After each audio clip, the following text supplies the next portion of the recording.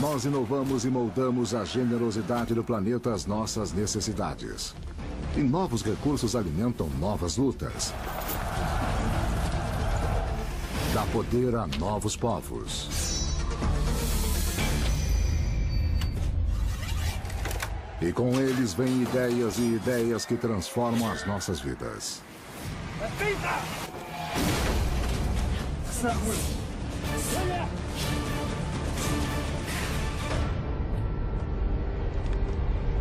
Em meio ao caos, um planeta que não perdoa.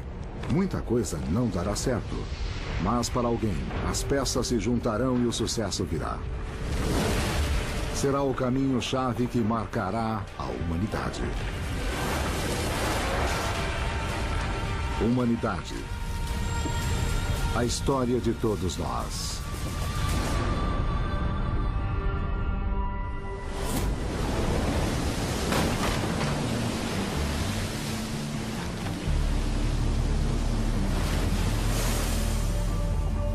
O delta do Nilo, no Egito, há 1200 anos antes de Cristo.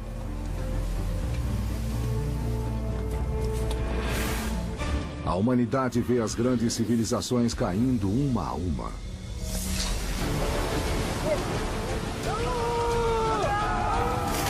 Um novo inimigo.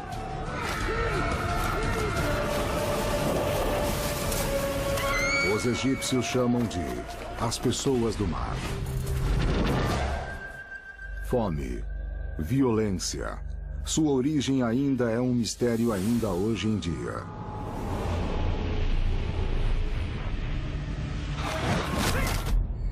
Seus navios chegaram. Nossas cidades foram queimadas. E eles trouxeram um mal para o nosso país.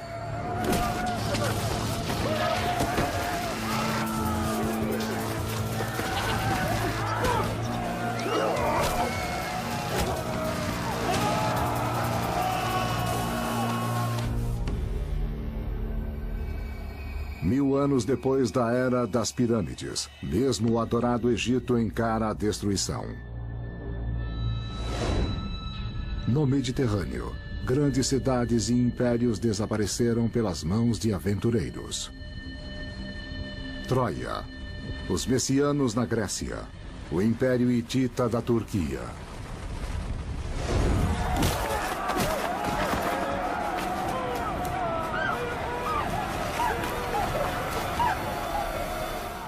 A visão de navios no horizonte devia provocar calafrios na espinha.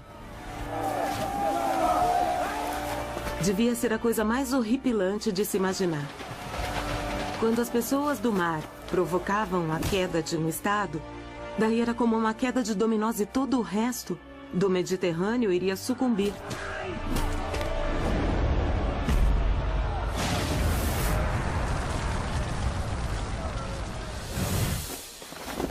O caos domina. O comércio acaba. O suprimento de bronze. A vida da civilização chega a zero. A humanidade se depara com o colapso de milhares de anos de progresso. Mas em uma ilha ao leste do Mediterrâneo, um grupo pioneiro de pessoas que trabalhava com metal descobre uma das chaves para o nosso futuro.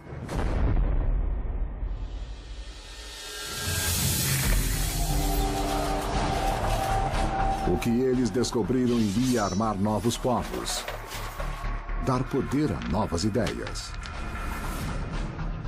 enviar a humanidade pelo mundo afora e transformar o planeta. A Era do Ferro. Uma era ainda viva hoje em dia.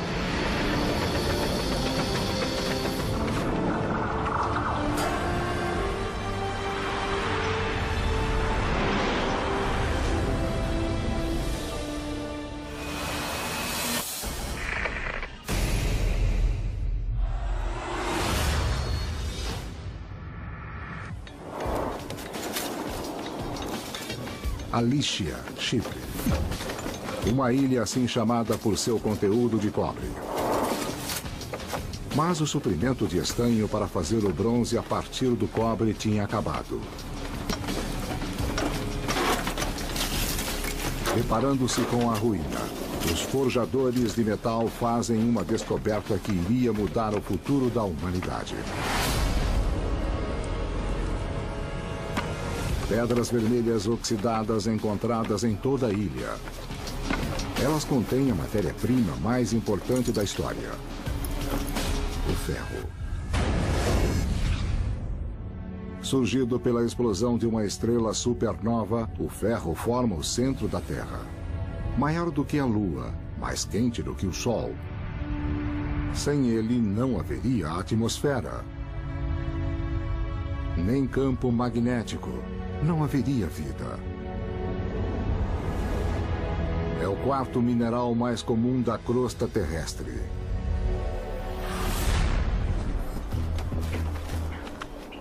Após ter dependido do bronze por tanto tempo, o ferro era um metal superior, mas dependia de uma habilidade muito maior para se trabalhar com ele. O fogo é a base para o uso de metais. Existem metais naturais no solo que podemos retirar com relativa facilidade, por exemplo, os meteoritos. Os meteoritos metálicos são feitos de aço inoxidável, que é uma mistura de ferro e níquel. Mas eles são inúteis sozinhos. Só podem servir como ferramentas quando podemos derretê-los. Para forjar o ferro era preciso um supercombustível: carvão. A madeira queimava em fornos. Mais carbono, mais energia. Queima em temperatura alta por mais tempo. O ferro aparece em uma etapa posterior e é definitivo para muitas coisas. Duplica rapidamente a produção de alimentos, porque o arado de ferro penetra mais na terra e permite uma semeadura dobrada anualmente. O ferro é mais duro, pode ser melhor trabalhado nas laterais e é extremamente abundante. Essa habilidade devia ser divulgada muito rapidamente para que as pessoas descobrissem as vantagens que o ferro traria para elas. As armas de guerra se tornam mais eficientes. E com isso aparece o deslocamento importante dos vilarejos. A ferradura dos cavalos protege a vida dos cavalos e mantém a circulação. As defesas, couraças e os cascos também ficam mais eficientes. Ferro e carvão transformam a superfície do planeta. Só na Europa, 70 milhões de acres de árvores, uma área maior do que o Oregon, são derrubadas para alimentar as fundições de ferro, criando a paisagem do mundo que nós conhecemos hoje. Agora, nas planícies da Grécia, o ferro entra na nova era de conflitos armados. Os soldados se preparam para defender seu pequeno reino. Esparta, uma sociedade dedicada à guerra. Eles têm as minas mais ricas em ferro da Grécia. Seu líder é Pausanias, um príncipe agindo como comandante-chefe.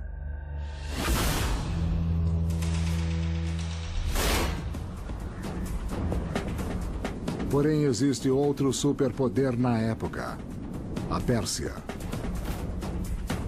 Esparta só tem 8.000 quilômetros quadrados. O Império Persa tem mais de 1 milhão. A batalha tão desequilibrada irá moldar a história da humanidade. Pausanias está mantendo Esparta unida após a morte do rei, seu tio.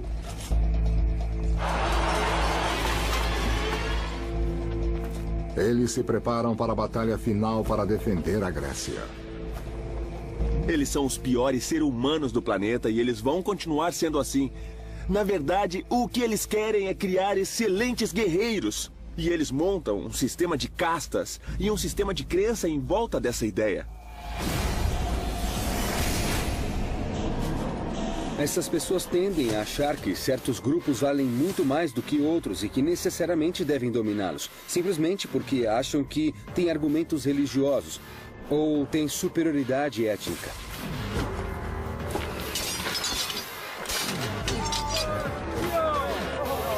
Em Esparta, desde os 7 anos, os meninos são treinados para serem guerreiros. Aos 18 anos, vão para o exército de Esparta, o mais temível, a força de luta mais disciplinada da Terra. Os jovens são separados de suas famílias e vivem o que chamamos de uma vida espartana, sem luxo, uma vida de privação, uma vida de treinamento e que testava a coragem deles. Os espartanos estão armados com as melhores armas da época.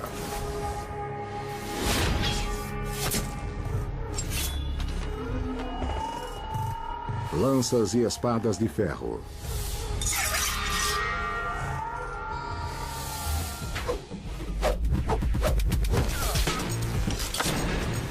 Mas Esparta não pode enfrentar a Pérsia sozinha. Na Grécia, o rival de Esparta era Atenas, também pequena e vulnerável. Uma cidade de mercadores, teatrólogos e fazendeiros que tinha que enfrentar um poderoso inimigo. E Atenas tinha que decidir se aceitava a Pérsia como sua soberana ou iria contra o seu rival. A decisão iria determinar o futuro do mundo ocidental, a história de todos nós. A Era do Ferro dá poder para as pessoas. O pequeno estado-cidade de Atenas tem que escolher: se submeter ao Império Persa ou lutar por sua liberdade. Um enviado do imperador Xerxes, da Pérsia, oferece aos atenienses a chance de se renderem e escapar do derramamento de sangue. O custo, a liberdade deles. Os homens de Atenas se reúnem em uma montanha chamada Pnyx. Entre eles está Sófanes. Corajoso, franco. Um cidadão comum que irá se tornar uma lenda militar. Os cidadãos de Atenas estão protegidos com armas de ferro.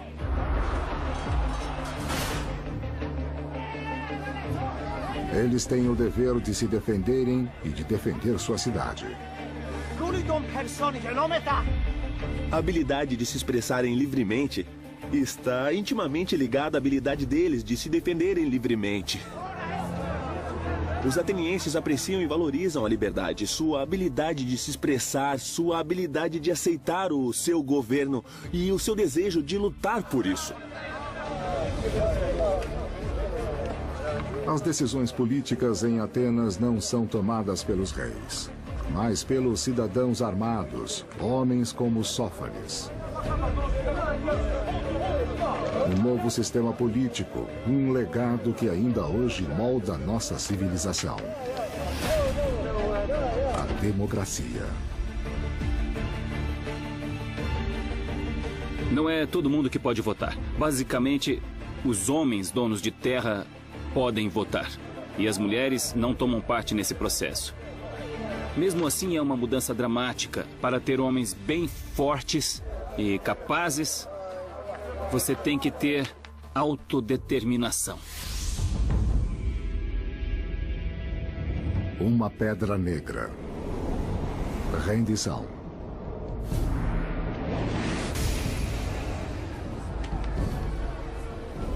Uma pedra branca. Lutar. Votando sim, você se comprometeria a arriscar sua vida lutando. Votando não, estaria a salvo, mas seria governado por um estranho. Uma decisão difícil, mas o ponto era, estava sendo tomada por pessoas do povo.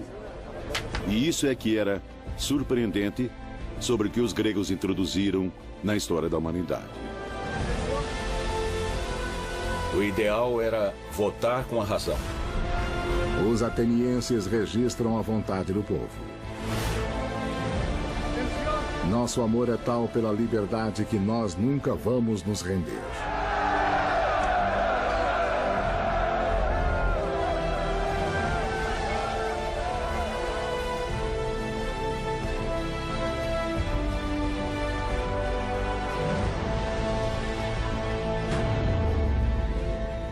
Agosto, 479 anos antes de Cristo, perto da costa da Grécia.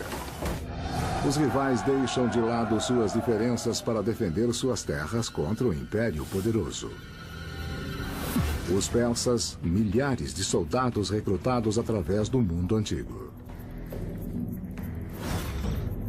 Do outro lado, os patriotas gregos.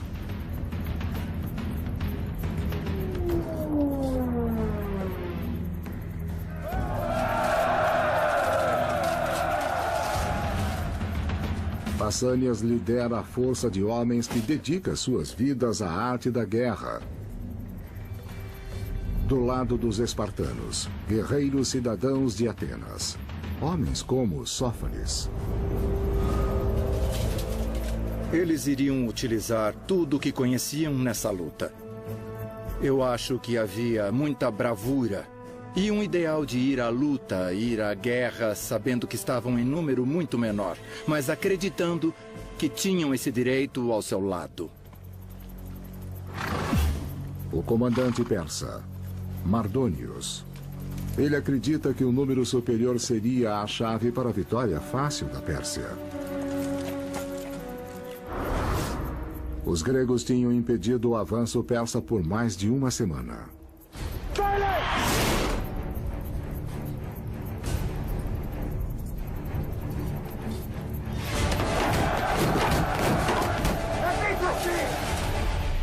Os gregos se alinharam para enfrentar o inimigo.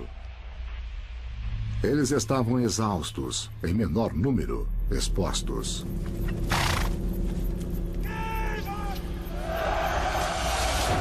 Mas agora surgia uma nova arma.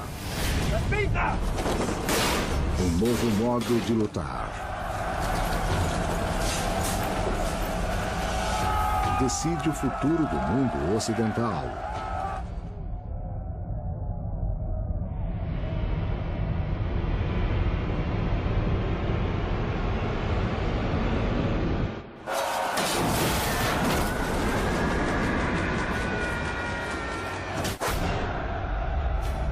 O futuro da civilização ocidental está sendo decidido na Grécia.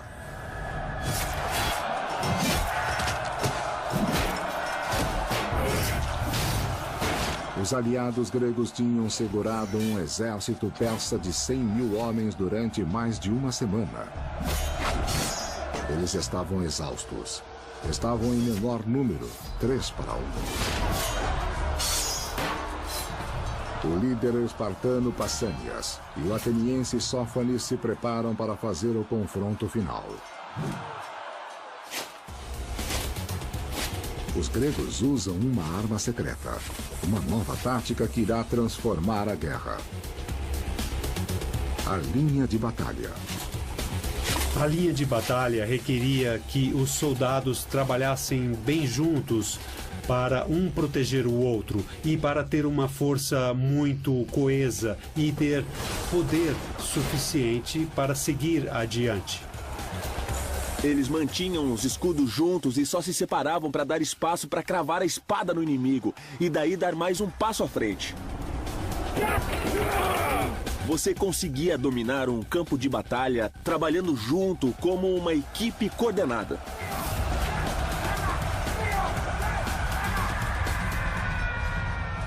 A linha de batalha.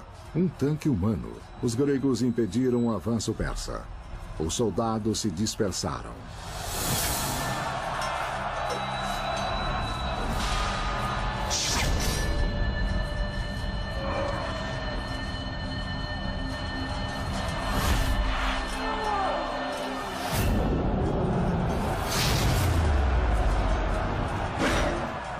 O comandante persa tentou reagrupar suas tropas.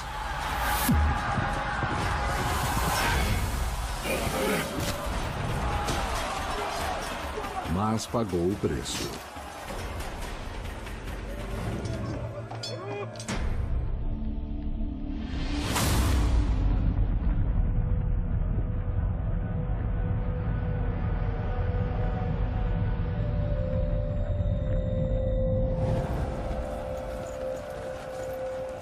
Um historiador grego escreveu: em tempos de paz, filhos enterram seus pais. Em tempos de guerra, pais enterram os filhos.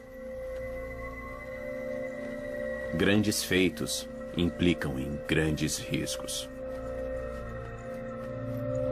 Pausânias será lembrado como o comandante espartano que venceu a guerra. Sófanes é o mais corajoso de todos os atenienses. Com a ajuda das armas de ferro, o poder do povo resistiu à tirania. Uma geração após a guerra, os atenienses votam para comemorar a vitória com um monumento: o Partenon.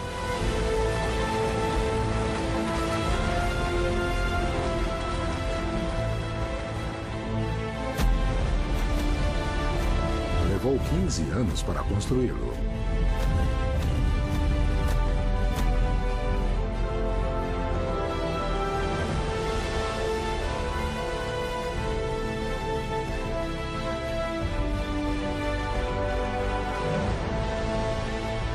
Um templo para Atenas, deusa da sabedoria, que se tornará o símbolo da democracia.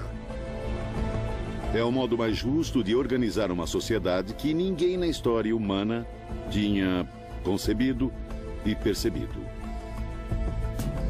E nós recebemos tudo isso indiretamente de um pequeno grupo. Um grupo de homens que viveu em um lugar chamado Atenas há 2.500 anos. A definição clássica de democracia é o governo do povo pelo povo. Mas, se formos ver em detalhe, o ponto de discussão na Grécia era: a democracia era a igualdade no direito de acesso à palavra e qualquer um poderia falar e teria direito de expressar seu ponto de vista. No Oeste, o ferro ajuda as cidades-estados a lutarem pela liberdade. A cerca de 8.000 quilômetros a leste, tem um dos maiores e mais perseverantes impérios do mundo: a China.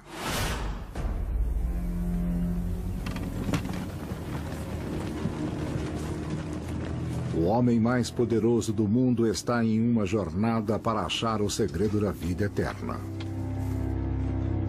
Shi Huangdi, o primeiro imperador da China. Ele lutou pelo trono desde seus 13 anos. Sobreviveu a um golpe. A 3 tentativas de assassinato. Agora, aos 49 anos, ele criou um império que acredita que vai durar para sempre.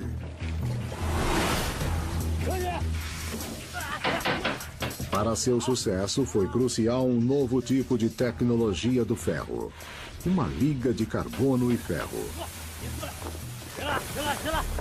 Superaquecendo o ferro em uma fornalha, os forjadores de metal chineses estabeleceram as fundações do futuro industrial da humanidade. Basicamente, você pode colocar, o ferro em um molde e fazer o que você quiser. Daí você tem um mundo de tecnologia imbatível. O ferro líquido é colocado em moldes para produzir objetos idênticos aos milhares. 200 anos antes de Cristo, o nascimento da produção em massa. Uma revolução tecnológica que apareceu devido ao maior transformador da história do homem: a guerra. Todas as grandes transformações que o planeta sofreu foram derivadas da guerra. Um novo tipo de arma iria mudar o modo como lutávamos. Ajudaria a unificar o império e estabeleceria as fundações de uma proeza da engenharia que iria mudar a face do planeta. China, 200 anos antes de Cristo. Os soldados do primeiro imperador da China mudam o aspecto da guerra com um novo tipo de arma: a balista. A balista chinesa tinha cerca de 58 centímetros, mais do que 5 vezes da balista europeia. O arco tinha o mesmo peso e 5 vezes mais potência, 5 vezes mais alcance e 5 vezes mais vigor. Flechas de ferro lançadas a alta velocidade, a cerca de 400 metros. Na história da humanidade, essa era a primeira vez em que a produção em massa se tornava importante como parte da construção do Estado e do Império. Fácil de usar. Com poucos dias de treinamento, soldados a pé se tornavam máquinas de matar.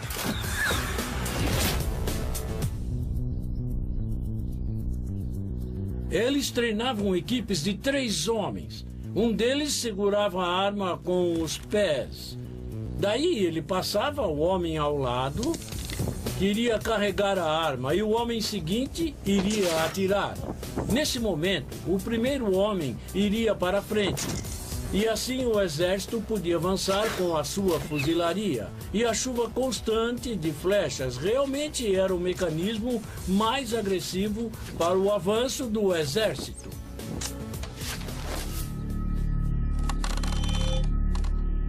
A inovação. Partes padronizadas que podiam ser substituídas.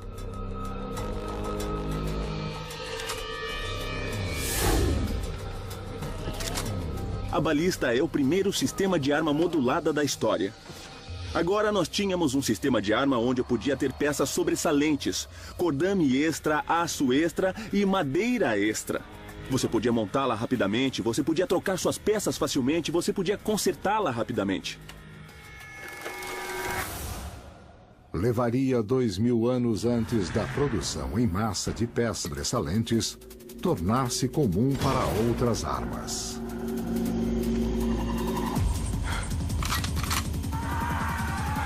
Os fabricantes americanos de armas foram os pioneiros, fabricando o mosquete Springfield em 1861. Uma década mais tarde, o icônico Colt 45.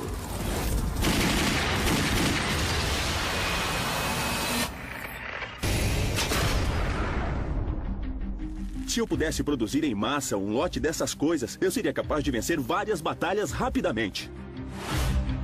Armados com a balista, os exércitos do primeiro imperador atacaram 6 reinos. Em apenas 9 anos, ele conquistou mais de 2 milhões de quilômetros quadrados, 27 milhões de pessoas. O primeiro historiador da China escreveu: seu exército devorou a terra como um bicho da seda ataca uma folha de amoreira. Nada os detinha.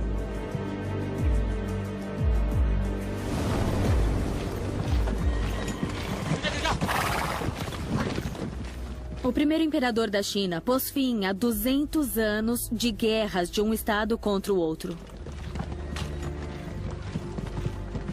Unificando a China, ele unificou o que é, abre aspas, todo sob um céu, todas as criaturas sob o céu.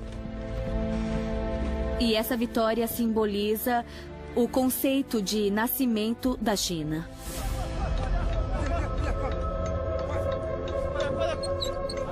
Para defender seu novo império, o primeiro imperador começa o seu projeto de engenharia mais ambicioso da história da humanidade: a Grande Muralha da China. Foi construída para impedir que os nômades da Ásia Central chegassem à China.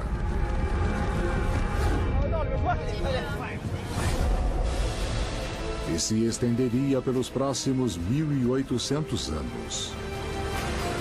A construção custou milhões de vidas.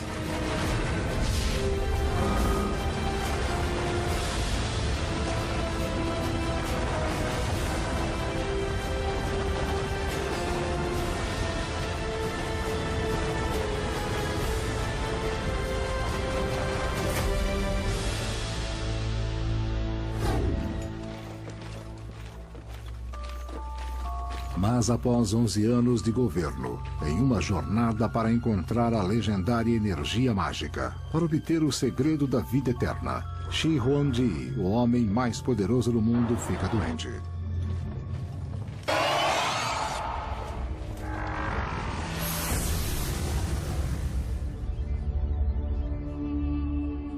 Bolas de mercúrio, prescritas por seus médicos para torná-lo imortal, estavam destruindo seu cérebro e seu corpo.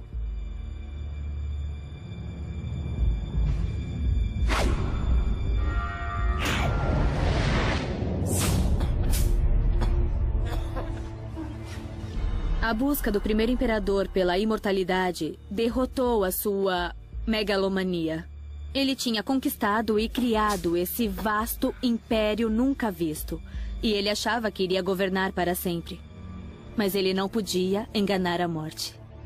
Diziam que se certas cerimônias não fossem realizadas exatamente da forma estabelecida, o ambiente e os efeitos iriam por terra porque a pessoa do imperador estava diretamente vinculada ao destino da China. Aos 49 anos, Shi Huangdi, o primeiro imperador da China, morre.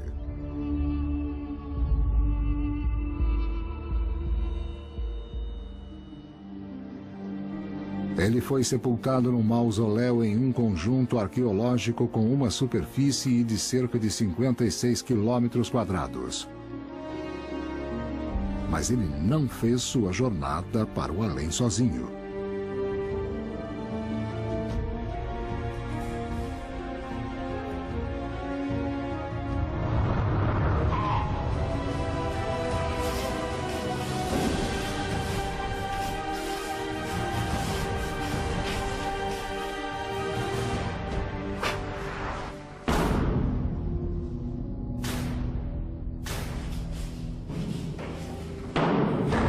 Centenas de artesãos foram enterrados vivos para manter os segredos de sua tumba.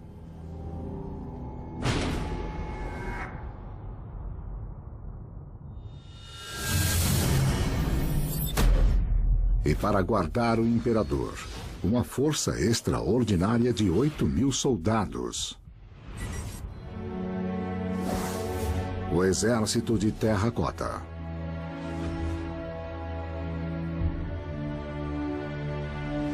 Cada um deles único. Alguns acreditam que foram feitos a partir de pessoas reais.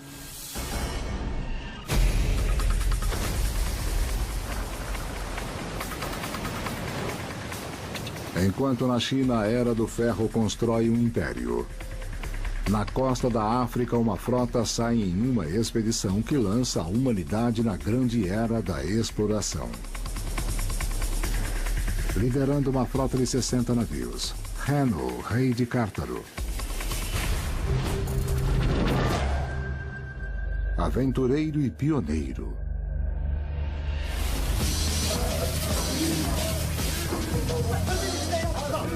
É a primeira vez que se tem registro de uma viagem de descoberta para ir em direção ao desconhecido.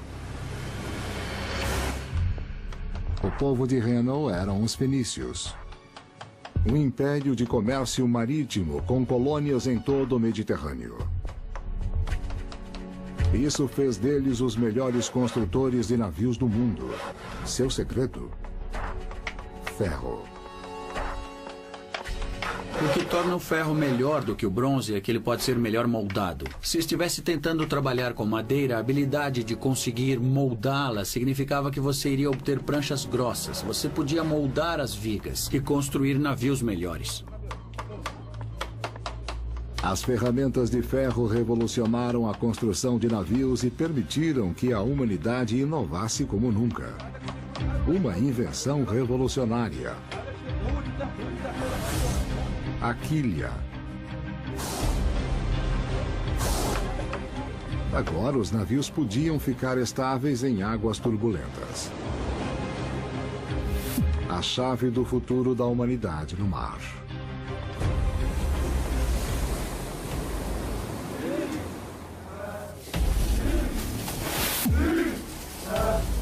Hanno navegou do mar Mediterrâneo para águas desconhecidas, o Oceano Atlântico. Com 30.000 colonizados, ele está procurando por novas terras, novas oportunidades. Para alguns desses exploradores, tudo o que eles sabiam era que o mundo acabava de repente. É um passo no desconhecido, um grande passo.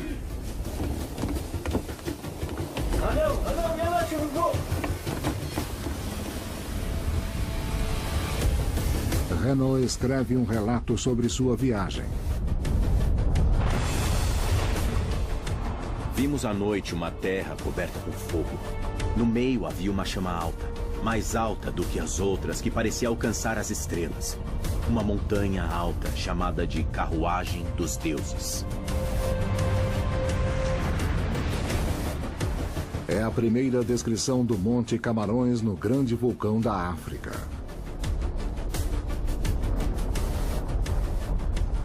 Ele registrou isso usando uma nova forma revolucionária de escrita: o alfabeto. Os fenícios criaram 22 símbolos ou letras que podiam ser combinados para representar quase todos os sons em qualquer língua. Fácil de aprender. O alfabeto coloca a leitura e a escrita ao alcance de todos. Uma das chaves da comunicação no futuro. O aparecimento da primeira escrita tem a ver com o comércio. São anotações que estão ligadas ao depósito de grãos, contas, contabilidade, que logo vão derivando, digamos assim, e vai se simplificar. E aí vai derivando para uma forma mais abstrata e aparece a escrita com palavras.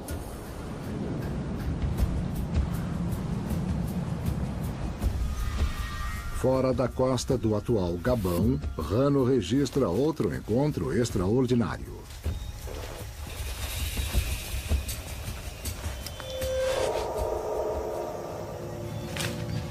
Há uma ilha cheia de homens e mulheres selvagens.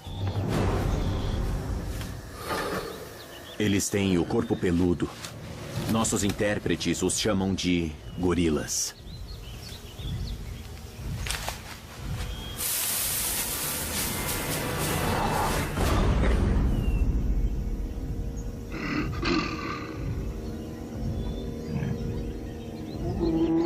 Dois 2000 anos e meio antes de Darwin, os exploradores fenícios reconheceram os macacos grandes como nossos primos distantes.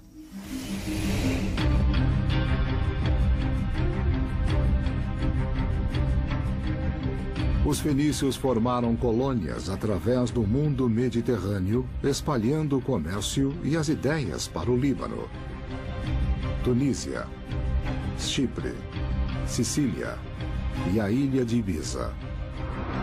À medida que expandiam, também se expandia o conhecimento do alfabeto. E entre um grupo de exilados na cidade de Babilônia, isso se tornou a chave para a criação de um livro que iria relatar a história da humanidade. A Bíblia. Babilônia no Oriente Médio. Uma cidade famosa por seus jardins suspensos. Aqui a revolução espiritual está em andamento.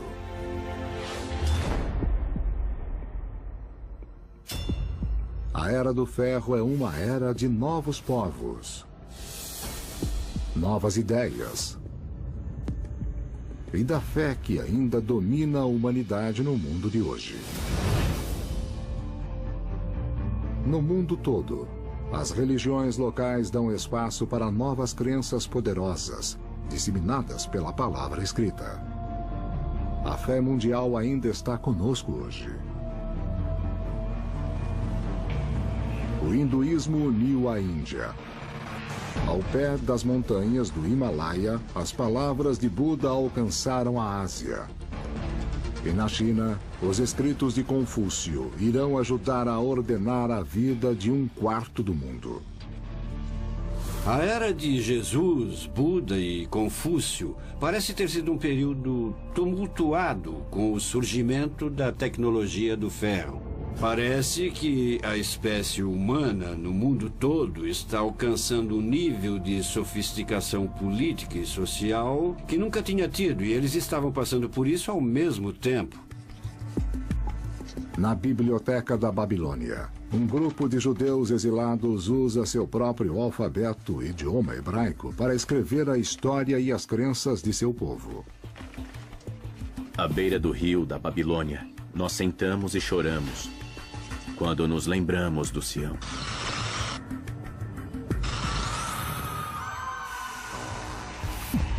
Duas gerações atrás, a Babilônia tinha conquistado Jerusalém. Destruíram seu templo ao Deus judeu, Jeová. Exilaram os judeus na Babilônia.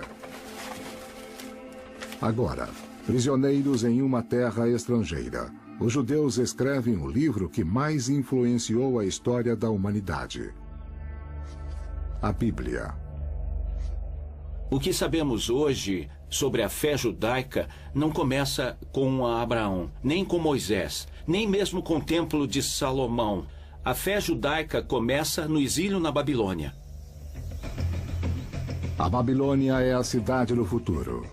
Cosmopolita, multicultural, uma cidade com diferentes deuses. Mas nessa mistura de culturas, os judeus escrevem uma ideia revolucionária para a humanidade: monoteísmo. Toda a existência criada por um Deus.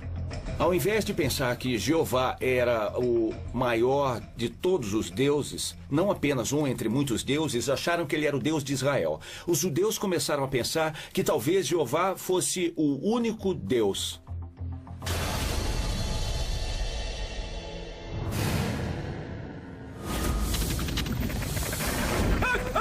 Mas para os judeus da Babilônia, a palavra de Deus estava ameaçada. A cidade estava sitiada pelo exército do Império Pérsia. Se ela caísse, seus escritos frágeis poderiam ir para a fogueira. Agora, um homem vê seu momento. Ele vê a oportunidade. Zorobabel. O príncipe exilado, descendente dos reis Salomão e Davi.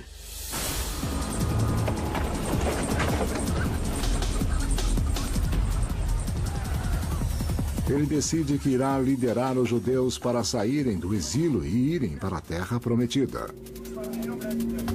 Mas muitos não querem ir.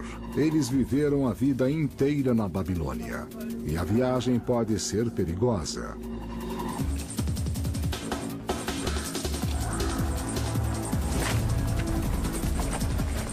Finalmente, Zorobabel convence centenas de famílias a partirem. Sua partida da Babilônia se tornará um novo capítulo na história da humanidade. Saiam da Babilônia. Fujam dos babilônios. Declarem isto como um grito de alegria. Proclamem isto. Mandem a mensagem aos confins da terra. Digam: o Senhor redimiu o seu servo. Uma jornada épica de 800 quilômetros para a cidade sagrada que eles nunca tinham visto: Jerusalém.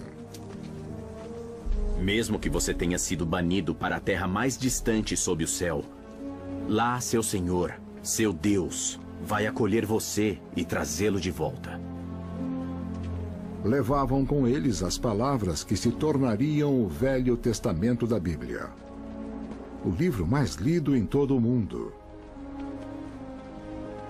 6 bilhões de cópias vendidas nos últimos 500 anos. A Bíblia é o texto mais influente jamais escrito. A Bíblia foi o primeiro best-seller, foi o primeiro livro impresso na imprensa e hoje ainda ela é um best-seller. E as tiragens fazem com que a população tenha acesso ao texto. O que quer dizer, em outras palavras, que a Bíblia ensinou todo mundo a ler. O ferro abriu uma nova era para a humanidade.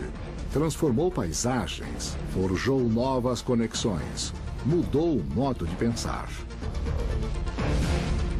Agora, um novo tipo de império iria aparecer: Roma.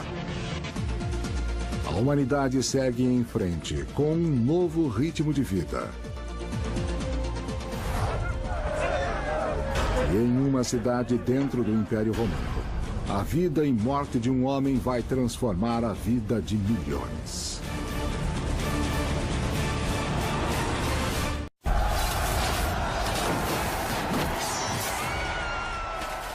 Nós inovamos e moldamos a generosidade do planeta às nossas necessidades. E novos recursos alimentam novas lutas. Dá poder a novos povos.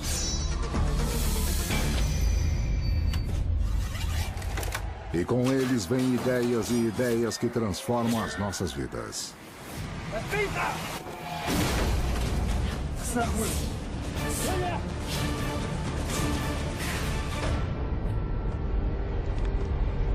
Em meio ao caos, um planeta que não perdoa.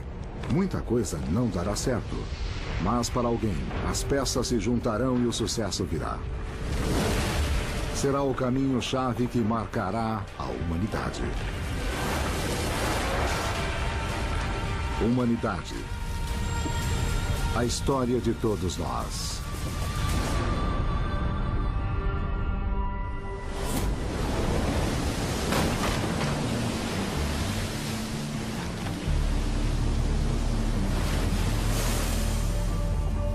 O delta do Nilo, no Egito, há 1200 anos antes de Cristo.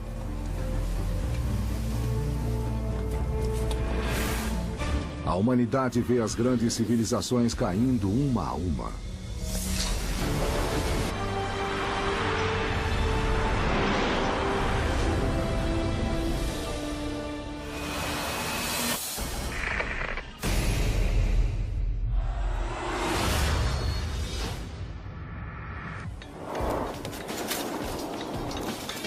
A Lícia, Chipre.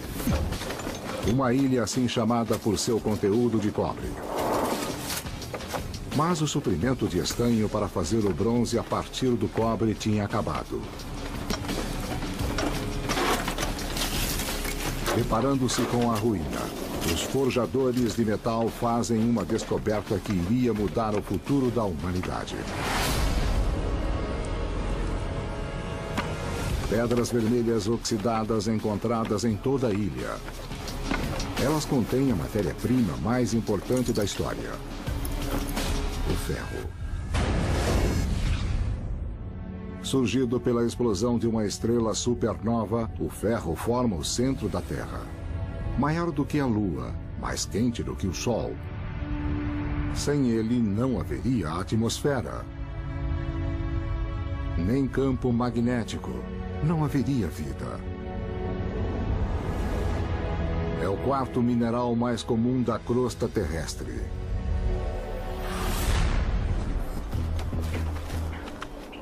Após ter dependido do bronze por tanto tempo, o ferro era um metal superior, mas dependia de uma habilidade muito maior para se trabalhar com ele. O fogo é a base para o uso de metais. Existem metais naturais no solo que podemos retirar com relativa facilidade, por exemplo, os meteoritos.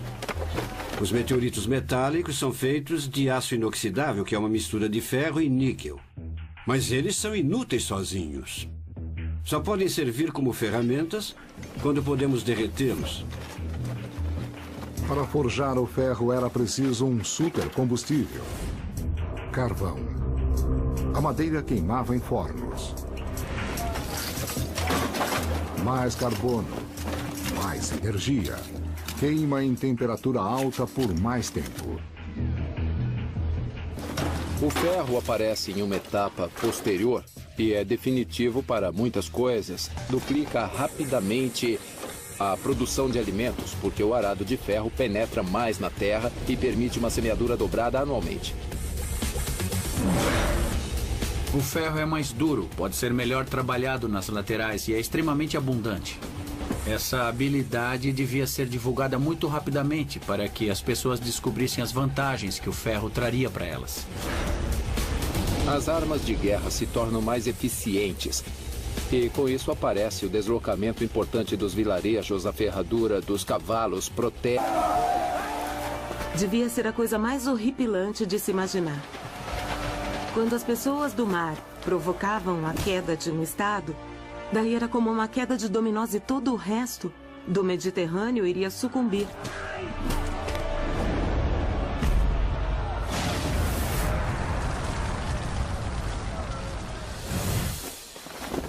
O caos domina. O comércio acaba. O suprimento de bronze. A vida da civilização chega a zero. A humanidade se depara com o colapso de milhares de anos de progresso. Mas em uma ilha ao leste do Mediterrâneo, um grupo pioneiro de pessoas que trabalhava com metal descobre uma das chaves para o nosso futuro.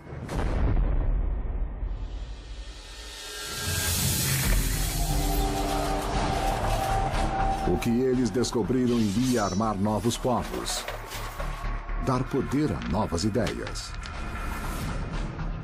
enviar a humanidade pelo mundo afora e transformar o planeta. A Era do Ferro. Uma era ainda viva hoje em dia.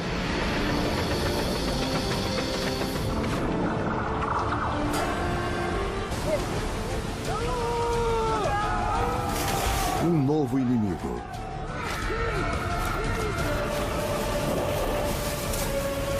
Os egípcios chamam de as pessoas do mar. Fome, violência. Sua origem ainda é um mistério ainda hoje em dia.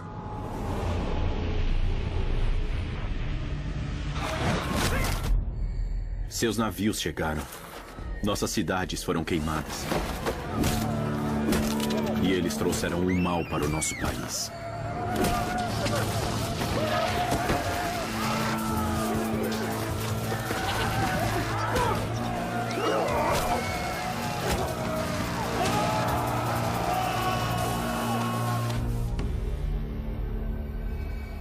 Mil anos depois da Era das Pirâmides, mesmo o adorado Egito encara a destruição.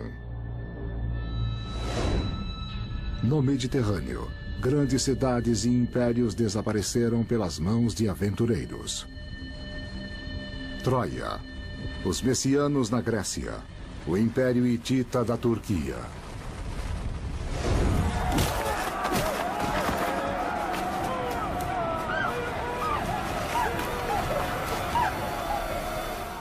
A visão de navios no horizonte devia provocar calafrios na espinha.